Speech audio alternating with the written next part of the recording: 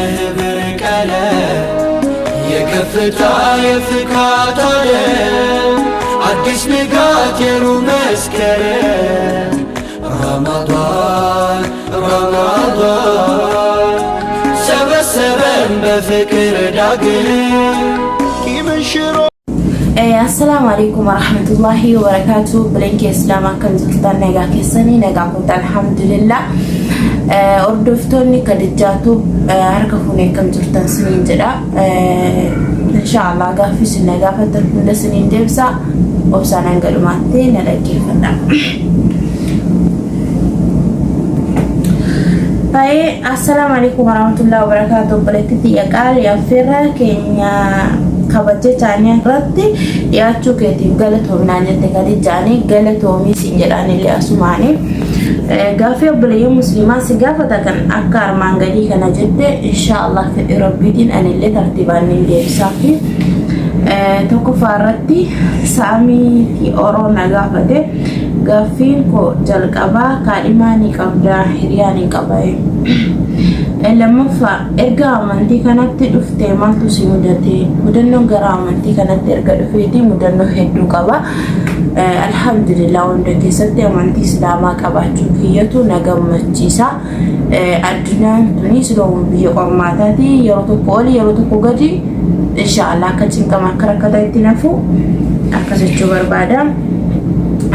Gaaffii sadaffaa erga biyyaa baate waggaa meeqaa erga biyyaa bahe amma arafaa dhufee waggaa sadaffaa fixa akkasumas umuriin kee meeqaa dubartiin umurii likiin himattu jedhanii dhugaa himadha garuwaan amantanis amantuu baattanis 995 dhaladhe akka maatii kiyyaanatti manitti jechuudha. Okay, gaaffii arfaffaa otoo namni umurii 67 maallaqa guddaa yookaan danuu qabaatu sin fuudha jedhee jaalala si gaafate akkam goota rahmaa nama diinii qabatu ta'e ittiin heerumu kana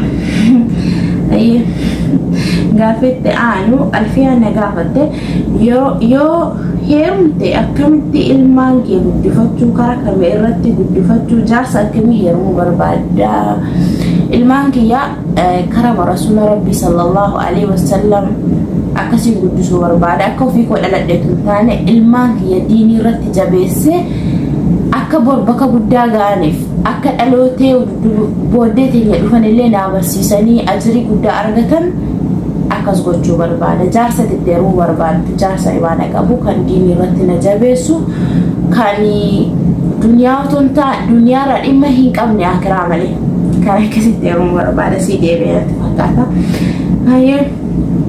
Basti oroo na gaafate wallahi rahmaa nama amantii ofii irratti akkam cimtuudha jabaadhu jedhiini inshaallah ni jabaadha sinillee du'aa naaf kadhaa.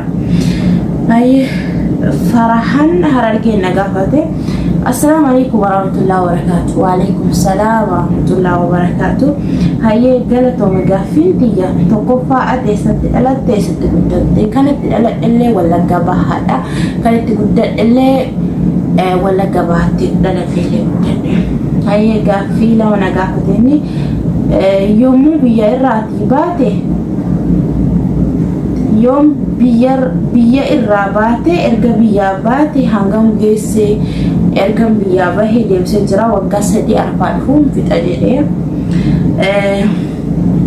gaaffii itti aanu mee akkamitti amantii kana qabachuu dandeessee erga qabattee maaltu si mudate amantii tana qalbitti arganne dhugaa dubbachuu fi aarsaa guddaa kaffaleera garuu aarsaan kaffalee anaaf rabbi qofatu beeka miidiyaa irratti dubbachuu yookiin hin barbaadu rabbii fi aniyyuun hin beeka wanta ta'ee fi du'aa godha mudannoo hedduun qaba kan sababa naa ta'e immoo ani matsaafan dubbisaa dabree immoo rabbii mana maalillee na agarsiisee amantii kana kan qabadhuuf rabbii waa hedduu na barsiisee yookiin kanaan qabachuu danda'e walumaa galatti ayyee gaaffiitti aanu maaltu akka gara amantii musliimaa dhuftu si godhe jedhi achumarraan immoo baay'ee si jaalladha jedhitti naabime gara amantii islaamaa kanatti dhufuu kan na godhe raayyaa dhaggeeffadha raayyaa otoo hin taane durallee akka amantii islaamaa amantii dhugaa ta'e hin beeka maaliif yoo jettanii amma gaaffii hedduu yeroo ijoollee teenya gaafattan jechuudha bakka tokkotti nabii isaa alayhi salaam rabbii jedhanii bakka tokkotti ergamaa rabbiiti jedhanii ani matsaafanii dubbisanii beeka sababii kanarraatiin amantii islaamaa kana fudhachuu danda'e alhamdulillah amantii islaamaa kana qabachuun baay'ee na gammachiisa amantii islaamaa kan birriin bitatanii miti hedduun ittiin gammadaa hedduun ittiin boonasiniin jedha ayyee gaaffii itti aanu erga islaamummaatti dhuftee dhibeen garaa maatii keetiin sirra gahee jira dhibeen gara maatii kiyyarraa narra gaheellee hedduudha maaliifi jalqaba gaafa amantii tana qabadhee akka uummata teenyaa olaanii irra taa'ee shaadaa qabadheetu hin taane gaafan islaamummaa fudhadhee haadhaaf abbaa kiyya biraa deemeetii shaadaa qabadhee gaafa kanaa maatii tiyya baay'ee na cinqanii baay'ee na rakkisanii mudannoo hedduutiin qaba garuu alhamdulillahi rabbil aalamiin amantii islaamaa kana qabachuun anaaf gammachuudha mudannoo baay'ee na mudame baay'ee rakkadhe maatii kiyya biratti alhamdulillah keessaa baanee jirra ammaaf ayyee gaaffii itti aanu amantii islaamaa kana keessatti maaltu si gammachiisa maaltu si gaddisiisa amantii islaamaa kana qabachuutu na gammachiisa dabree immoo haadhaaf abbaa kiyya dhabuutu na gaddisiisa maaliif yoo jettanii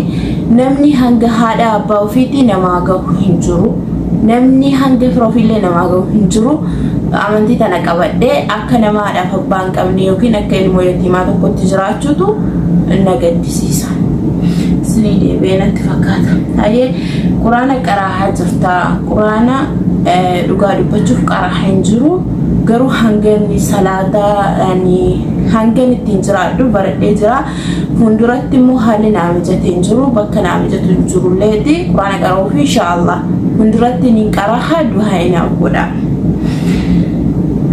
ayyee sheeka islaamaa oromoo keessaa kan jaallattuu fi kan dinqisiifattu nuuf himi sheeka islaamaa keessaa kan akka malee jaalladhu kan akka malee dinqisiifadhu ustaas Raayyaa Abbaa Maccaa sagalee isaa bareedaa kanallee kana dhaggeeffadhee gara amantii islaamaa kanatti dhufee baay'een jaalladha baay'een dinqisiifadha sheek Anwaar Yuusuf illee ni jaalladha ni dinqisiifadha sheek Jamaal Aliyyi illee ni jaalladha si dinqisiifadha si Ahmadiin Jabal ni jaalladha ni dinqisiifadha hedduudha ustaazoliin keenya maqaa dha'ee fixuu hin danda'u baay'een jaalladhas baay'een dinqisiifadha si hojii jarri hojjetanii amantii isaaniitiif hojjetanii baay'ee nama boonsa akkasiisin jedha okay gaaffiin itti aanu maatii kee gaaffiin koo maatii keetiif araaramteetta maatii kiyyaan dhugaa dubbachuu fi erga amantii kanatti dhufee waliigalteen qabu maatii kiyyaan ayyee kan itti aanu jabaadhu rabbii jechaan si jaalladha raamaa kiyyaa anillee rabbii jecha sin jaalladha rabbiin immoo ana olitti sin haa jaallatu inshaallah kameraa mucatti tokko na qabaatti kana fedheta ayyee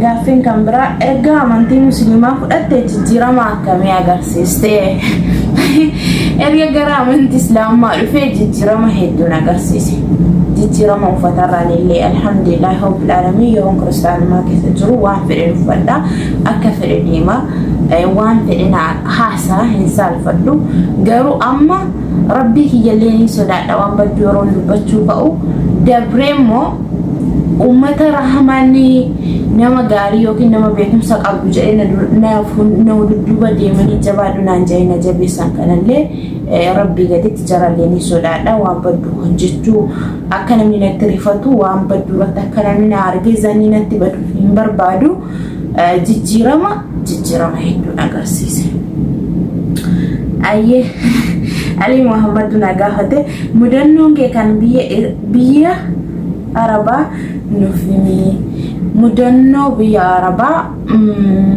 mudannoo qabaare mudannoo qabu maaliif gaafan biyya Arabaa kana dhufee alhamdulillah rabbil aalamiin ijoollee Oromoo ijoollee biyya kiyyaa biraan galee dalagaa ture wanta ta'eef mudannoo hin qabu akkas inshaallah.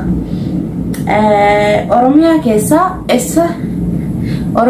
eessa jiraachuu barbaadda?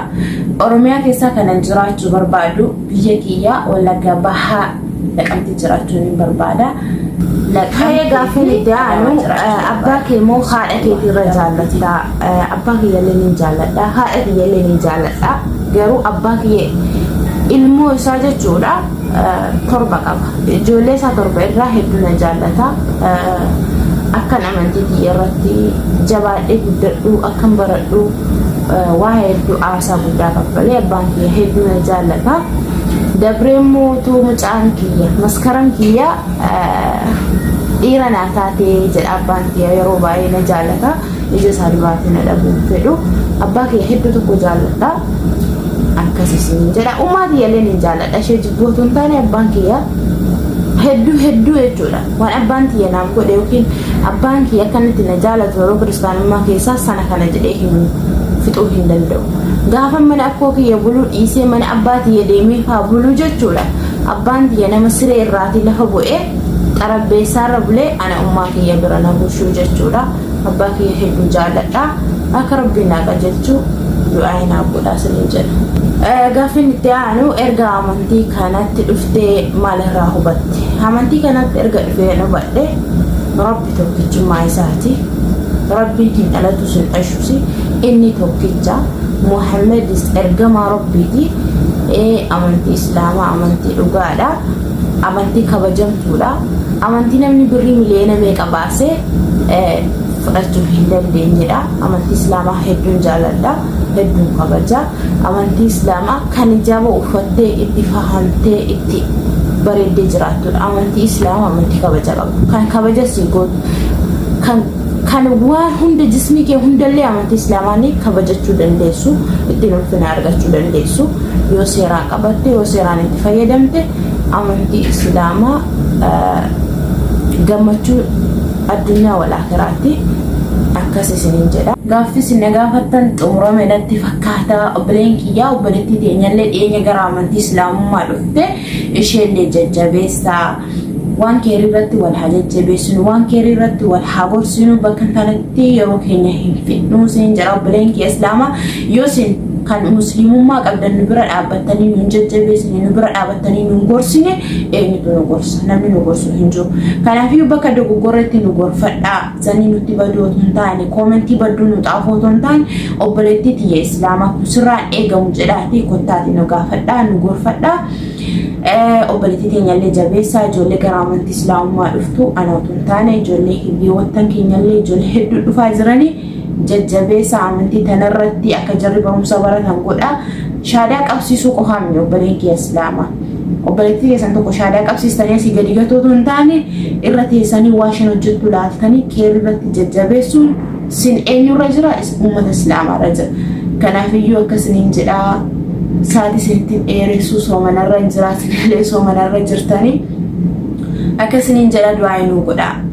Raamadaana kana keessa wallaahi amanaa isinitti haa ta'u namni viidiyoo kiyya dhaggeeffattanii akka rabbiin aalii ta'e hunda naa qajeelchu naa gammachiisu du'aa naa godha. Hanga rabbiin aalii ta'e naaf hin qajeelchinetti gammachuun hin jiru. Ofiitii yaa rabbi tokkicha amanee dhugaa fi dhara addaan beekee jira. Namni an jaalladhu tokkollee karaa ani jaalladhu irra jiraatan natti tola. Kanaafiyyuu du'aa naaf godha. Du'aa inni bira dhaabbadhaa isiniin jedha. Assalaamu alaikum warahmatullahi wabarakaatuh. La ilaha illallah.